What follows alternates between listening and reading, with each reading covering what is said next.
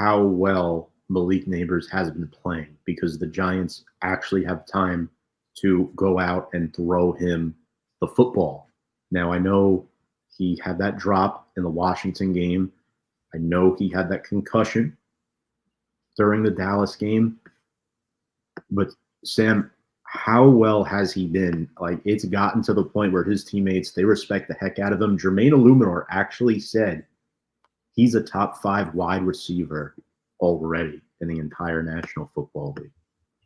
I mean, we were talking about it, I think, last week. Like, Malik Nabers is going to save a lot of people's jobs. Just him playing well. And not even playing to like an elite or an amazing thing, like just playing well, just catching the ball would save people's jobs. But he's going above and beyond right now. And it's a very refreshing thing to see as a Giants fan, because we have not been able to watch Daniel Jones chuck a ball down the field 9 times out of 10. When we saw that, we knew it wasn't getting caught or was going to be out of bounds or whatever it may be.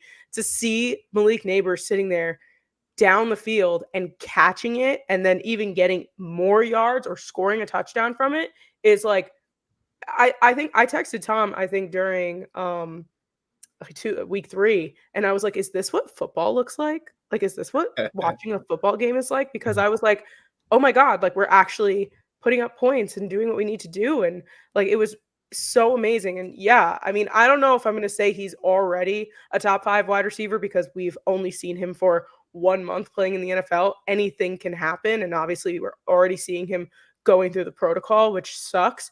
But I mean, his potential is so high, and everyone compares him to OBJ. We'll always talk about OBJ because of this LSU and this and that and the catch and whatever.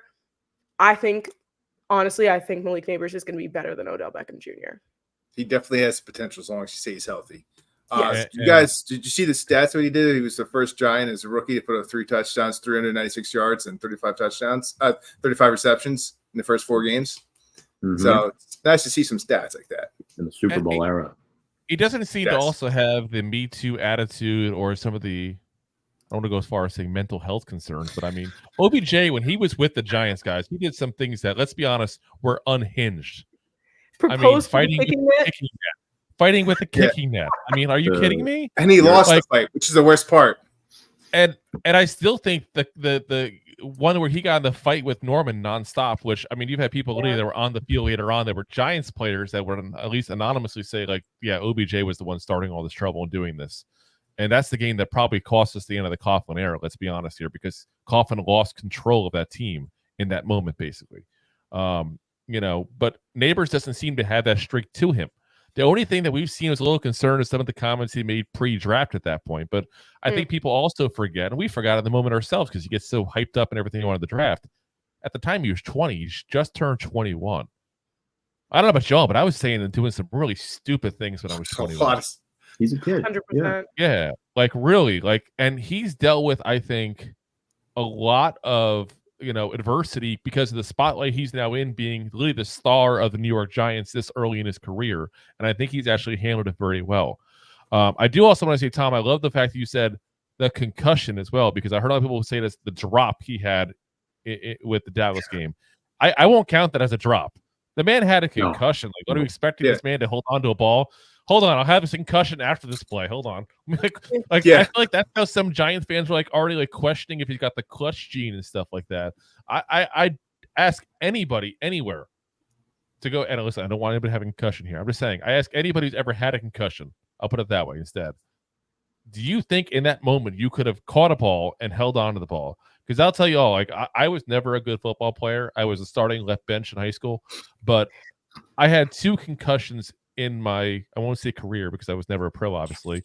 I had 2 concussions, one when I was literally in Pop Warner and one in high school. And you literally lose your vision. You see like stars and that's it for like, you know where you're at. You're like, you get up and it's almost like when you break a bone badly and you're so nauseous, you're like throwing up and everything. That's not a condition you can hold on to the ball. So anybody who doesn't understand that, listen, I hope you never have a concussion. Like I don't wish that on people. Obviously, we all know the ramifications of those that happen to people later in life and everything, but that's not a drop. that's first off, to be honest, was not the way the ball should have been thrown. He was surrounded by 3 people, and Devin Singletary was right ahead of him with nobody there. If I'm right, it was Devin Singletary. But yeah, Jones put him in a bad spot on that play, guys. And unfortunately, he paid the price for that in the end. And didn't call out Jones once for it, by the way, which I give him credit for. Because a lot of other people in this league, especially at the wide receiver diva position, would have been calling out the quarterback in a second saying, why'd you put me in the position? You cost me this. Yeah. I think Jones needs to get him the ball where he can just step out sometimes and not take all these hits. That's another thing, too. If the accuracy's a little more pinpoint, I think he'll be fine. Look, Jones isn't garbage, but it's time to move on, right? I mean, Sam, we've exhausted this point throughout. Any confidence he had is gone.